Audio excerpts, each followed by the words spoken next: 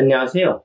아침이 바뀌면 인생이 바뀐다라는 믿음을 주는 남자 아일람 장하식입니다. 오늘 여러분에게 추천 공유하는 내용의 책은 나쁘지 않은 인생은 나쁘다라는 카테고리 내 인생 5년후라는 책으로 꿈을 펼치는 아침을 열겠습니다.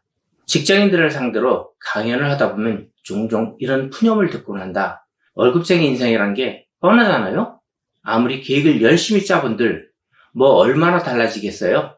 인정하기 싫지만 많은 직장인들이 이런 패배주의와 사회주의에 빠져 꿈쩍도 안 하고 있다. 이런 이들을 만날 때마다 나는 발명왕 에디슨의 말을 빌려 단단하게 격려한다.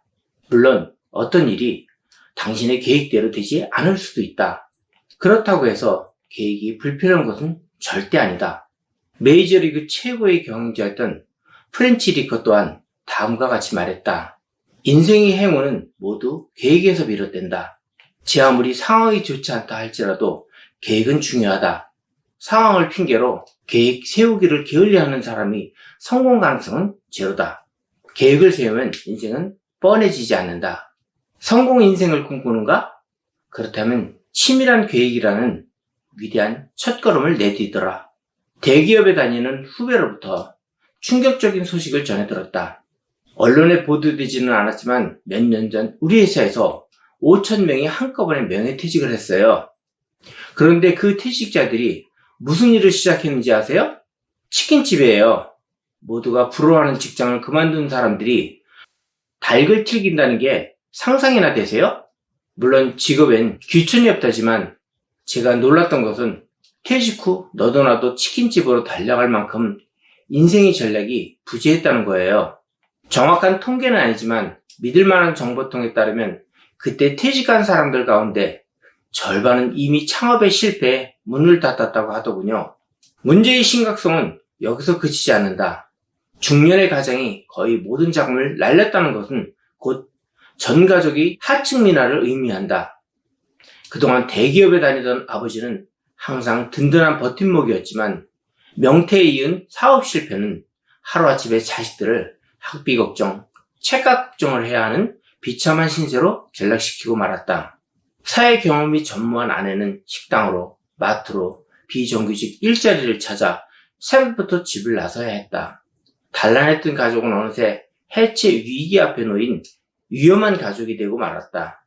왜 이런 예기치 못한 비극이 일어난 것일까? 나는 그 원인을 다음과 같이 분석한다. 첫째, 상상력의 부재 때문이다. 그들은 좋은 직장에서 훌륭한 동료들과 학맥으로 얽힌 끈끈한 선후배들 사이에서 큰 갈등이나 어려움 없이 일해온 사람들이다. 아무리 괴로운 표정을 지으며 술잔을 기울여도 다음날 아침이면 번듯한 직장은 어서 오세요 하며 그들을 반겨주었다. 늘 변함없이 자기 자리가 있고 때가 되면 올려주는 직급이 있고 또 누구에게나 어깨를 으쓱하며 내뱉을 수 있는 명함이 있었다. 자기 이름은 몰라줘도 회사 이름은 전 국민이 알아줬다. 그것은 너무나도 큰 방패막이자 안전망이었다. 바로 이런 안락한 상황이 문제의 발단이었다. 물론 그들이라고 해서 퇴직 후에 인생에 대한 고민이 왜 없었겠는가? 하지만 그들의 고민은 그저 고민에 그쳤을 뿐이다. 불투명한 미래보다 뚜렷한 현재의 편안함에 더 기대고 싶었을 것이다. 편안함은 자신의 위치를 합리화시킨다. 그리고 합리화는 미래에 대한 상상력을 퇴화시킨다. 문제가 없기 때문에, 앞날에 대한 걱정이 없기 때문에 상상하지 않는 것이다. 아니, 상상할 필요가 없었다. 한두 해도 아니고 10년, 20년을 그렇게 상상력 없이 늘 해오던 업무만을 쳐내면서 환경 변화에 취약하기 그지없는 유약한 신세가 되고 만 것이다. 둘째, 학습 능력이 부재 때문이다. 물론 그들은 공부를 잘했을 것이다. 좋은 대학을 나왔고 어려운 인사시험을 통과했을 것이다. 직장을 다니면서 대학원을 졸업했을지도 모른다. 그리고 만족했을 것이다. 자기 분야에서 석박사 학위를 취득하고 업계에서 전문가로 점점 인정받는 것을 미래에 대한 준비라고 생각했을 것이다. 발품을 팔며 삶의 생생한 현장을 찾아다니기보다는 책상머리에 앉아 머리로만, 이론으로만 시대를 진단하고 미래를 예측했을 것이다. 그러다가 회사 문을 마지막으로 나서는 순간 그 모든 것은 무용지물이었음을 깨달았을 것이다.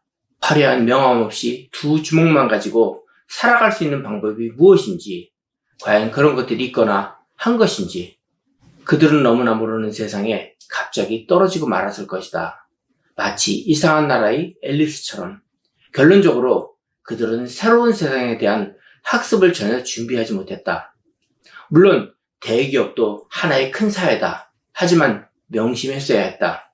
그것은 모든 것이 정제되고 걸러지고 보호되는 온실과 같은 곳이라는 사실을 온실 밖은 전혀 다른 세상이다. 모진 비바람도 이겨내야 한다. 온갖 야생동물의 습격도 물리쳐야 한다. 온실에서 알 수 없는 것들에 대한 학습이 필요했지만 그들은 또 다른 온실을 찾기 위한 학습만을 했을 뿐이다. 셋째, 예측 능력의 부재 때문이다. 10년이 넘도록 큰 위기 없이 살아온 사람이라면 보통 사람보다 더 자기 충족적 예언에 빠져버리기 쉽다. 즉, 내 선택은 항상 옳았어. 이번에도 마찬가지일 거야 라는 아전인수격 판단을 내리기가 쉽다는 뜻이다. 이는 마치 내가 산 복권은 당첨될 확률이 높아라고 믿는 것과 같이 전혀 근거 없는 어리석은 믿음일 뿐이다. 나만은 예외일 것이라는 믿음은 정확한 예측이 아니라 공상과 망상만을 불러올 뿐이다. 안 될 일은 하늘이 두 쪽이라도 안 된다.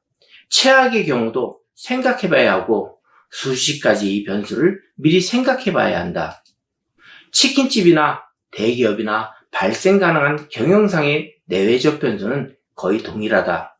작은 규모라고 문제가 적은 것은 아니다. 하지만 그들은 예측하지 못했다. 아니, 자신에게는 아무 문제가 없을 것이라고 자신을 세뇌시켰다. 그래서 예측 자체를 하지 않았을지도 모를 일이다. 예측보다는 그릇된 편견과 신념을 더 중시했을지도 모를 일이다. 그들은 모두 남들보다 빠른 명예퇴직을 신청했다.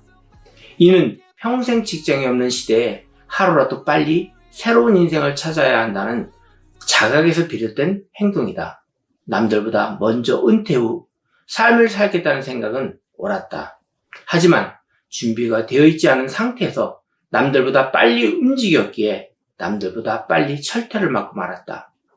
준비 없는 행동은 언제나 무모한 도전으로 그치고 만다. 넷째, 통제 능력의 부재 때문이다. 아무리 뛰어난 예측력을 갖고 있는 사람이라도 모든 상황을 100% 예견하고 대처할 수는 없다. 즉, 생각하지 못한 일들이 항상 눈앞에 펼쳐지기 마련이다. 이때 누가 그 상황을 능수능란하게 헤쳐나가느냐가 성패의 관건이다. 비록 통제 능력이 유무다. 그들에게는 안타깝게도 통제 능력이 없었기 때문에 쉽게 고개를 떨구고 마음을 접고 결국 문을 닫고 만 것이다.